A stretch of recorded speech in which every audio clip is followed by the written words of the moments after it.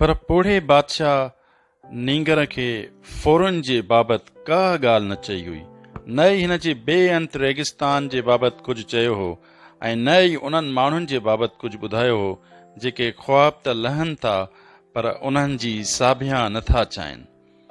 पोढ़े बादशाह खेसि उहो बि न ॿुधायो हो त अहराम बसि पत्थरनि जो हिकु जथो आहिनि ऐं उहे त केर बि पंहिंजे घर जे अङण में अॾे सघे थो, ऐं हिन उन ॻाल्हि जी बि निशानदेही न कई हुई त जेकॾहिं तव्हां वटि एतिरा ॾोकड़ हुजनि जो अव्हां पाण वटि अॻ में मौजूदु धण खां वधीक धण ख़रीद करे सघो था त उहो ज़रूरु ख़रीद कयो। नींगर उहो गोथरो खणी पंहिंजे ॿियनि टपड़नि सां गॾु रखियो ऐं हेठि लही ॾिठाई त पोढ़ो वापारी हिकु परदेसी जोड़े जे हट में दाख़िल थियण जो इंतज़ारु करे रहियो हो। जॾहिं त ॿ ख़रीदार कलमी काहे जी प्यालनि में चांहि पीअंदा हट खां ॿाहिरि निकिता। उन ॾींहुं हट में आम ॾींहं खां वधीक सरगर्मी नज़र आई। जिते हू बीठो हो उतां खां पहिरियों भेरो खेसि ईअं लॻो त पोढ़े वापारीअ जा वार उन पोढ़े बादशाह जी आहिनि। खेसि तंजायर में पहिरें ॾींहुं जंहिं ॾींहुं खेसि केॾांहुं बि वञण जो घस न पए मिलियो ऐं उते खेसि उन मिठाईअ वारे जी मुर्क बि यादि आई। उहा मुर्क बि उन पोढ़े बादशाह जे मुर्क जहिड़ी हुई। ईअं लॻी रहियो हो त हू हिते आयो हुजे ऐं पंहिंजा निशान छॾे वियो हुजे, पर हू माण्हू त उन पोढ़े बादशाह सां कॾहिं बि न मिलिया हुआ। ॿियो त हिन उहो बि चयो हो त हू सदाई वटनि मदद लाइ पधिरो थींदो आहे जेकी पंहिंजी तक़दीर खे माणण जी कोशिश कंदा आहिनि। नींगर वापारी खां मोकिलाइण बग़ैर ई हलियो वियो। हू उते मौजूदु दोस्तनि जे साम्हूं रोअण न पियो चाहे। वञण खां पोइ उहा जॻह ऐं उहे सभु ॻाल्हियूं जेके हुन उते सिखियूं हुयूं से खेसि यादि रहंदियूं। पर आउं उन्हनि मैदाननि तां वापसि वञी रहियो आहियां जिन खां आउं चङी रीति सुन्हो आहियां, पाण खे पक ॾियारींदे चयो। पर हू उन फ़ैसिले मां सरहो न हो। हिन सॼो साल पंहिंजे ख्वाब जी साभिया लाइ कमु कयो हो ऐं उन ख्वाब जी अहमियत हाणे होरियां होरियां घटिजी रही हुई, छाकाणि जो थी सघे थो त उहो हक़ीक़त में संदसि ख्वाब ई न हो। इहा त कंहिंखे ख़बर नाहे। थी सघे थो त कलमी काहे जी वापारी वारी ॻाल्हि में ई बहितरी हुजे। मके न वञण ऐं सॼी ज़िंदगी उते वञण जी ख़्वाहिश करणु हिन वरी पाण खे आथत ॾियारींदे सोचियो। जीअं हिन योरम ऐं थूमम हथ में झलिया त खेसि उन पोढ़े बादशाह जी सघ ऐं इरादो पाण में मुंतकिल थींदे महसूसु थियो। उहो इतफ़ाक़ हो या शायदि वाक़ई हिकु कुदरती सवण हो। नींगर सोचींदे सोचींदे उन मधुखाने में दाख़िल थियो जिते हू पहिरियों ॾींहुं आयो हो। उहो फोरू उते मौजूदु न हो ऐं मालिक संदसि लाइ चांहि जी हिकु प्याली आंदी। आउं कंहिं बि वेले रिडार बणिजी सघां थो, नींगर सोचियो। मूं संदनि संभाल करण जो हुनर बि सिखियो आहे ऐं उहो मूंखे अञा यादि आहे, पर थी सघे थो त मूंखे मिस्र जे अहरामनि ताईं पहुचण जो मौक़ो वरी न मिले। उन पोढ़े बुज़ुर्ग खे छातीअ ते सोन जो पटो पहिरियल हो ऐं खेसि मुंहिंजे माज़ीअ जे बाबति बि ॼाण हुई। हू वाक़ई हिकु दानाव बादशाह हो। अंदलस जूं टकरियूं सिर्फ़ 2 कलाकनि जे फ़ासिले ते हुयूं, पर अहरामनि ऐं संदसि जे विच में सॼो जो सॼो बयाबान हो। पोइ बि नींगर उन कैफ़ियत खे हिन रीति घणण जी कोशिश कई त हू हक़ीक़त में पंहिंजे खज़ाने खां 2 कलाकनि जे फ़ासिले ते हो। इहा बि ॻाल्हि आहे त उहो 2 कलाकनि जो वक़्तु छिकिजी 1 साल बणिजी चुको हो। आउं ॼाणा थो त आउं पंहिंजे धण ॾांहुं वञणु चाहियां थो। आउं रिढुनि जी रहणी कहिणीअ खे सम्झी सघां थो। उहो को मसइलो न आहे ऐं उन्हनि सां सुठी दोस्ती बि करे सघिजे थी। ॿिए पासे पर मूंखे इहा ख़बर न आहे त बयाबान मुंहिंजो सुठो दोस्त बणिबो या न, ऐं खज़ानो बि मूंखे उन बयाबान मां ॻोल्हणो आहे। जेकॾहिं आउं उनखे ॻोल्हे सघियुसि त आउं घर वञी सघां थो। मूं वटि आख़िरकार झझा ॾोकड़ ऐं वक़्तु पिणु आहे, पोइ छो न। हू हुन ॻाल्हि ते ॾाढो सरहो थियो। हू कंहिं बि वेले वापसि वञी रेडार या वरी कलमी काए जे थांवनि जो वापारी बणिजी थी सघियो। थी सघे थो दुनिया में ॿिया बि केतिरा ई लिकल खज़ाना हुजनि, पर संदसि उहो ख्वाब हो ऐं हू हिकु बादशाह सां पिणु मिली चुको हो। उहो हर कंहिं जे नसीब में नाहे हूंदो। मधुखानो छॾींदे वक़्तु हू रिथ रथे रहियो हो। खेसि यादि हो त हिकु थांवनि जे वापारी खे पंहिंजो माल काफ़िले जी सूरत में रेगिस्तान खां गुज़र कंदे मुहैया कयो वेंदो हो। हिन यूरम ऐं थोमम संदन हथनि में झलिया। उन्हनि ॿिन्ही पथरनि जे करे ई हू हिकु दफ़ो ॿीहर पंहिंजे खज़ाने जे तरफ़ वञण वारो हो। आउं सदाईं उन्हनि जे वेझो हूंदो आहियां जेकी पंहिंजी तक़दीर खे सम्झनि था, पोड़े पंहिंजे बादशाह चयो। उन्हनि थावनि मुहैया करण वारनि जे गुदामनि ताईं वञण में ऐं उहा मालूमात वठण में त अहराम वाक़ई एतिरो दूर आहिनि, कहिड़ो हर्ज आहे। इमारत में हिकु अंग्रेज़ हिकु बेंच ते वेठल हो। उन इमारत में धूड़ मिटी हुई ऐं जानवरनि ऐं पघर जी धप थी आई। इहा इमारत कुझु गुदाम पे लॻी त कुझु पखियुनि जो पिंजरो। मूंखे इहो काथो न हो त पछाड़ी में आउं हिन जहिड़ी जॻह ते अची पहुचंदुसि। अंग्रेज़ हिकु कीमियाई मक़सदनि जा वर्क उथलाईंदे सोचे रहियो हो। 10 वरिया यूनिवर्सिटी जी तालीम माण खां पोइ आउं हिकु पिंजरे में आहियां, पर खेसि अॻिते वधणो हो, खेसि सवणनि ते वेसाह हो। संदसि समूरी हयाती ऐं समूरो इल्मु काइनात जी असुल ॿोलीअ खे सम्झण लाइ सर्फ थियल हो। पहिरियां ई हिन एस्पेरांटो ॿोली पढ़ी, पोइ हिन दुनिया जे मुख़्तलिफ़ मज़हबनि जे बाबति इल्मु हासिलु कयो ऐं हाणे हू इल्मु कीमिया जो मुतालो करे रहियो हो। खेसि एस्परांटो में ॻाल्हि ॿोल करणु आई थी ऐं खेसि दुनिया जी मरने वॾनि मज़हबनि जी ॼाण पिणी हुई, पर हू अञा ताईं कीमियांगर बणिजी न सघियो हो। हू कुझु ख़ासि सवालनि जे पुठियां लिकियल हक़ीक़त खे बि सम्झी चुको हो, पर संदसि ॾात खे खेसि उन मुक़ाम ते पहुचाए छॾियो हो जो उन खां अॻिते न वञणु नथी चाहियो। हू हिकु अजीब कीमियांगर सां बि लह विचण में आयो हो जेको हिकु बेलाग अमल हो, पर कीमियांगर अजीब थियनि था। हू सिर्फ़ु पंहिंजे बाबति ई सोचनि था ऐं हिननि सदाईं संदसि मदद खां इनकार कयो। कहिड़ी ख़बर थी सघे थो त उहो उन हुकूमत वारे कम यानी पारिस जे पत्थर जे ॻुझ ताईं पहुचण में नाकामयाब हुजनि। थी सघे थो त उन ई सबब जे करे हिननि पंहिंजी ॾात पाण ताईं महदूद करे छॾी हुई। हू अॻ में ई पंहिंजे पीउ जो छॾियल नाणो पारस जे पत्थर खे माणण लाइ अजाई लुटाए चुको हो। हिन दुनिया जे वॾे खां वॾनि किताब घरनि में बि पंहिंजो जजो वक़्तु गुज़ारे चुको हो ऐं कीमिया जा केतिरा ई नायाब किताब पिणु ख़रीद करे चुको हो। हिकु किताब में हिन केतिरा ई वरिया अॻु हिकु अरब कीमिया घर जे यूरोप घुमण जे बाबति पढ़ियो हो। उहो ॿुधाए पियो वियो त संदसि ॼमार 200 वरियनि खां बि मथे हुई ऐं हिन पारस जो पत्थर ऐं वॾी ॼमार मारण वारे आबी हयात बि ॻोल्हे लधा हुआ। अंग्रेज़ हुन सॼे किस्से खां इंतिहाई दर्जे ताईं मुतासिर थी चुको हो, पर हू हुन किस्से खे एसी ताईं हिकु ॾंद किथा सम्झी रहियो हो जेसी ताईं संदसि हिकु दोस्त बयाबान मां क़दीम आसारनि जी मुहिम तां मोटंदे खेसि हिकु पोड़े शख़्स जे बाबति ॿुधायो हो जेको गैरमामूली सलाहियतुनि जो मालिक हो। हू रेगिस्तान जे विच में हिकु सरसब्ज़ जाइल कयूम में रहे थो। संदसि दोस्त खे चयो, ऐं माण्हू चवनि था त हू 200 वरियनि जो आहे ऐं हू धातुनि खे सोन में तब्दील करण जो माहिर आहे।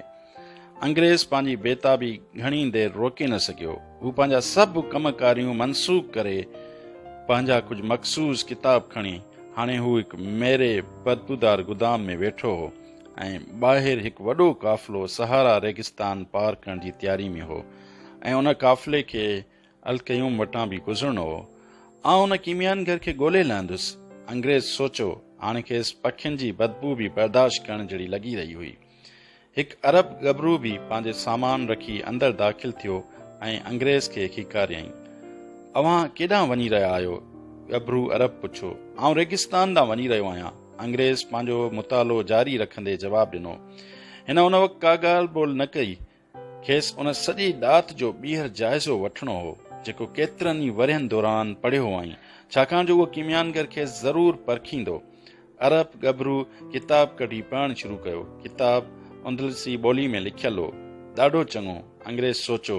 हू अरबीअ खां वधीक अंदलस जी ॿोली बहितर ॻाल्हाए रहियो हो ऐं जेकॾहिं ही नींगर बि अलकयूम ॾांहुं वञी रहियो आहे त उते वांदकाईअ में को न को ॻाल्हाइण लाइ त मिली वेंदो।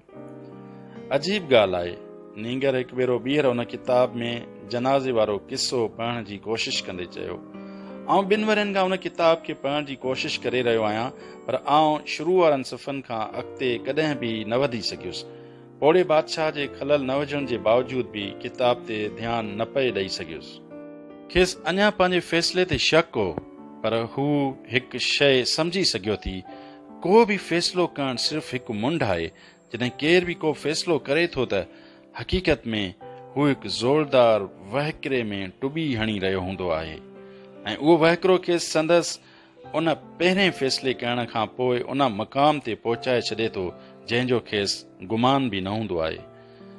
जॾहिं मूं खज़ानो ॻोल्हण जो फ़ैसिलो कयो हो त मूं उहो कॾहिं बि न सोचियो त आउं हिकु थावनि जे हट ताईं अची पहुचंदुसि ऐं हिन काफ़िले ताईं अची पहुचंदुसि, पर हाणे इहो जीअं बि हली रहियो आहे मूं लाइ हिकु ॻुझ आहे। हिन सोचियो। संदसि भर में ई अंग्रेज़ किताब पढ़ी रहियो हो। हू बेपरीतो इंसान थी लॻो ऐं जंहिं वक़्तु नींगर अंदरि दाख़िल थियो हो त खेसि खार लॻी हुई। संदन विच में दोस्ती थी सघे पई, पर अंग्रेज़ ॻाल्हि ॿोली बंदि करे छॾी।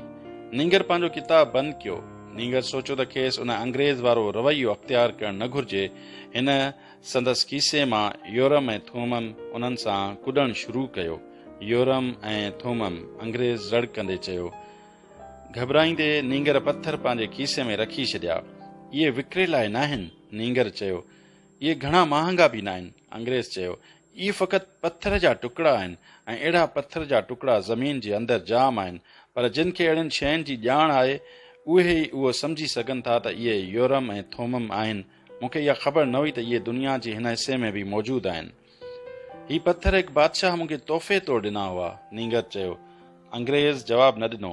उन जे बजाए हिन पंहिंजे खीसे में हथु विझी साॻिया पत्थर कढिया जेके नींगर वटि हुआ।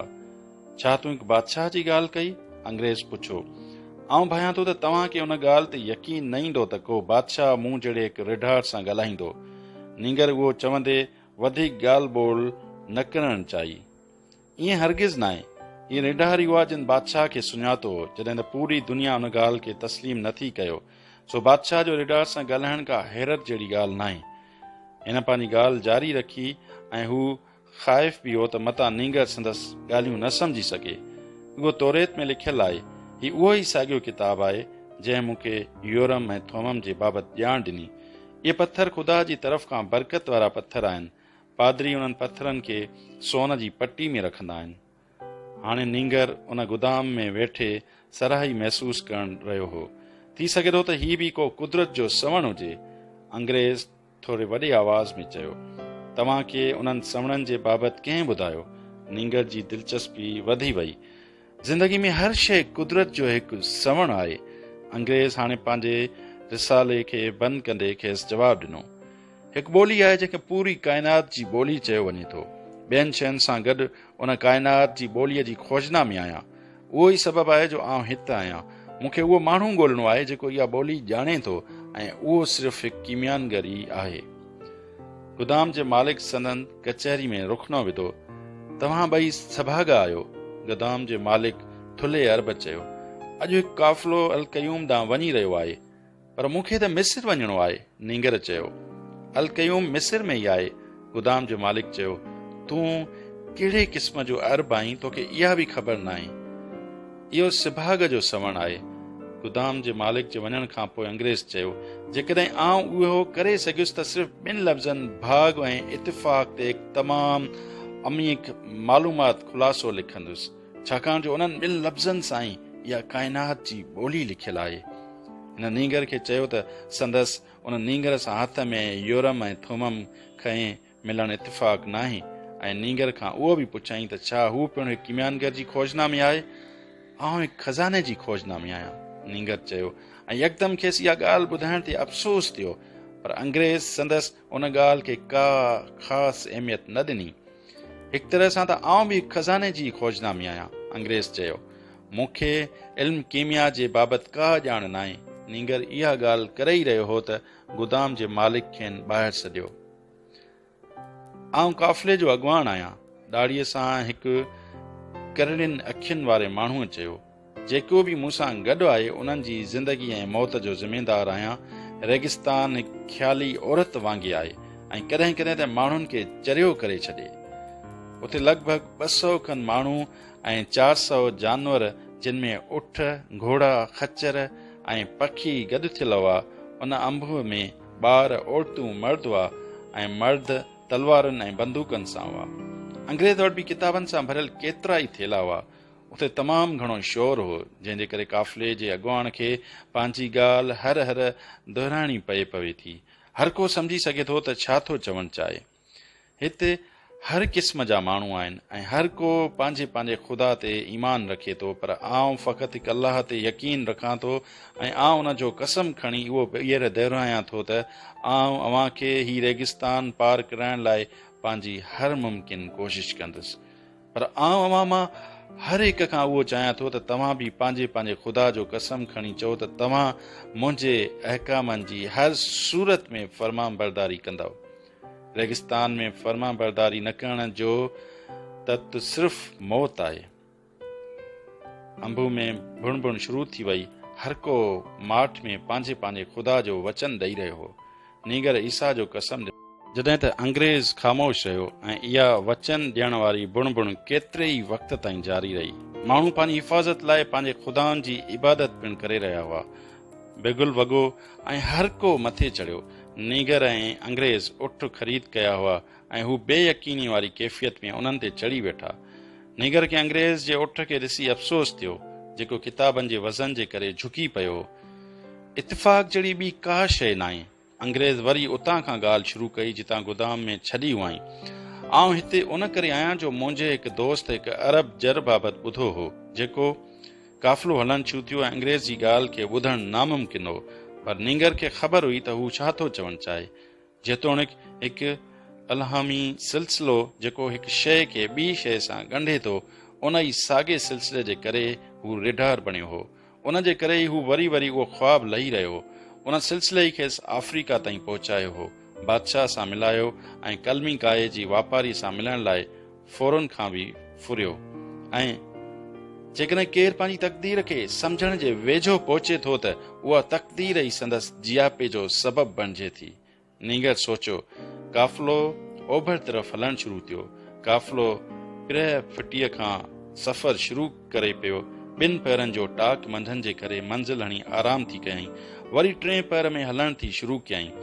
नीगर ऐं अंग्रेज़ जी घटि ॻाल्हि ॿोल पई थी, छाकाणि जो अंग्रेज़ ॻच वक़्तु किताब पढ़ण में सर्फ करे रहियो हो। नीगर शांत ई शांत में रेगिस्तान में माण्हुनि ऐं जानवरनि जो मुशाहिदो करे रहियो हो। सफ़र शुरू करण वारे ॾींहं जी नस्बत हाणे ख़ामोशी आहे। उन वक़्तु मरनी खे आंध मांध हुई ऐं हर तरफ़ वड़ियूं हुयूं। ॿारनि जा रंभाट ऐं जानवरनि जो हींगण खां अलावा काफ़िले जी मुख़्तलिफ़ टोलियुनि जे रहबरनि ऐं वापारियुनि जी परेशानी सभु शयूं गॾिजी वयूं हुयूं। पर रेगिस्तान में सिर्फ़ वाव ऐं जानवरनि जे खुरनि जो आवाज़ हो। काफ़िले जी टोलियुनि जा रहबर पिणु हिक ॿिए सां घटि ॻाल्हाए रहिया हुआ। मूं ही रेगिस्तान केतिरा ई भेरा पार कयो आहे। हिकु उठ वारे हिकु राति ॻाल्हि कई। पर रेगिस्तान तमामु वॾो वसी आहे ऐं आकाश मंडल तमामु दूर। हिते इंसान पाण खे अदना महसूसु करे थो ऐं उन करे ई ख़ामोश रहे थो। नीगर रेगिस्तान में पहिरें दफ़े सफ़र करण जे बावजूदु संदसि ॻाल्हि सम्झी वियो त हू छा थो चवणु चाहे। जॾहिं बि हू समुंड या बाहि खे ॾिसंदो हो त उन्हनि जी असली ताक़त खे ॾिसी ख़ामोशी में अची वेंदो हो। मूं इहे शयूं रिढनि ऐं थावनि मां सिखियूं आहिनि। आउं हिन रेगिस्तान मां बि कुझु सिखी सघां थो, छाकाणि जो उहो तमामु क़दीम ऐं सान्ह वंड आहे। हिन सोचियो। हीर हलंदी रही ऐं नीगर खे उहो ॾींहुं यादि आयो जंहिं ॾींहुं हू तरीफ़ा में किले ते वेठल हो ऐं उहा साॻी हीर संदसि चेहरे सां टकराई रही हुई। उन हीर खेसि संदसि रिढुनि जी यादगिरी ॾियाराई। संदसि रिढूं हिन वक़्तु सदाई वांगुरु उंदलस जे मैदाननि में खोराक ऐं पाणी जी ॻोल्हा में हूंदियूं। हाणे हू मुंहिंजूं रिढूं न आहिनि रहियूं। माज़ी में गुज़िरियल सुठे वक़्त खे यादि किए बग़ैर हिन पाण सां ॻाल्हाईंदे चयो, इहे हाणे पंहिंजे नए रिढार जूं आदी थी चुकियूं हूंदियूं ऐं घणो करे मूंखे बि विसारे चुकियूं हूंदियूं। इहा त तमामु भली ॻाल्हि आहे। रिढुनि जहिड़ी मख़लूक जेका सफ़र करण जी आदी आहे, सा अॻिते वधण ॼाणे थी। हिन वापारी जी धीअ बाबति सोचियो ऐं खेसि पक हुई त उहा शादी करे चुकी हूंदी, घणो करे हिकु नानवाई सां या कंहिं ॿिए रिढार सां जेको खेसि दिलचस्प आखाणियूं ॿुधाए सघंदो हूंदो। हूअं बि उन नींगरीअ लाइ ही हिकु त न हो। हू उठ वारे जी उन लिकियल ॻाल्हि खां घणो मुतासिर थियो हो। थी सघे थो त उहो उठ वारो पिणु इहा काइनात जी ॿोली सिखी रहियो हुजे जेका माण्हुनि जे माज़ी ऐं मुस्तक़बिल सां तालुक़ रखे थी। संदसि माउ उन्हनि ॻाल्हियुनि खे वहम सॾींदी हुई। नींगर उन ॻाल्हि खे सम्झण जी कोशिश करे रहियो हो त वहम रूह जो काइनात में मौजूद ज़िंदगी जे वहकिरे में ओचिते टुॿीअ जो नालो आहे, जिते इंसाननि जी तारीख़ हिक ॿिए सां ॻंढापे में आहे ऐं असीं सभु कुझु सम्झण जे क़ाबिल आहियूं, छाकाणि जो सभु कुझु लिखियलु आहे। लिखियो। नींगर खे थांवनि जे वापारी वारी ॻाल्हि यादि आई। रेगिस्तान जो कुझु हिसो वारियासो ऐं कुझु हिसो जाबलू हो। जेकॾहिं को पत्थर या का वॾी टकरी काफ़िले जे रस्ते में आया थी त काफ़िले खे उन जे चौधारी फेरो कटे गुज़रणो थी पियो, ऐं जेकॾहिं किथे रेती इंतिहाई सनी थी आई जिते जानवरनि जा खुर फासियो थी पिया त गुज़र लाइ कंहिं सख़्त जॻह जी ॻोल्हा थी कई वई, जिते ज़मीन सुकल ढंढुनि जे लूण सां ढकियल हुई। उते जानवर बीह थी रहिया ऐं उठ काईंदड़ खे पंहिंजे उठनि तां वज़न हल्को थी करणो पियो। उठ काईंदड़नि वटि अहिड़नि जॻहनि ते अलॻि वज़न खणण लाइ गाॾा पिण हुआ। अहिड़नि लंघनि तां गुज़रण खां पोइ वरी वज़न उठनि ते वापसि थी रखियो वियो। जेकॾहिं काफ़िले जी कंहिं टोलीअ जो अॻुवाण बीमार या फ़ौत थियो थी, उठ वारनि कुणनि जे ज़रिए नओं अॻुवाण मुंतख़ब थी कयो। पर उन्हनि सभिनी ॻाल्हियुनि खां पोइ बि ज़ननि हिकु ई मक़सदु हो, भली खणी छा बि थी पवे या केतिरा ई फेरा खेनि काटणा पवनि, पर काफ़िले खे हिक ई घेर नुक़्ते ते हलणो हो। हिकु दफ़ो उड़ाका ख़तमु थियण खां पोइ उहो नुक़्तो वापसि अची थी वियो। हिकु तारे खे ॾिसी हिननि रेगिस्तान में सावक ऐं पाणी वग़ैरह जो काथो थी लॻायो। जॾहिं माण्हू उहो तारो आसमान में सुबुह जे वक़्तु ई ॾिठो त खेनि काथो थी वियो त उहे सही तरफ़ पाणी खजनि जे वणनि ऐं सही पनाहगाह ॾांहुं सफ़र करे रहिया आहिनि। उहो अंग्रेज़ी हो जंहिंखे कंहिं ॻाल्हि जी सुध न हुई ऐं हू गच वक़्तु किताबनि पढ़ण में ई गरक थी रहियो।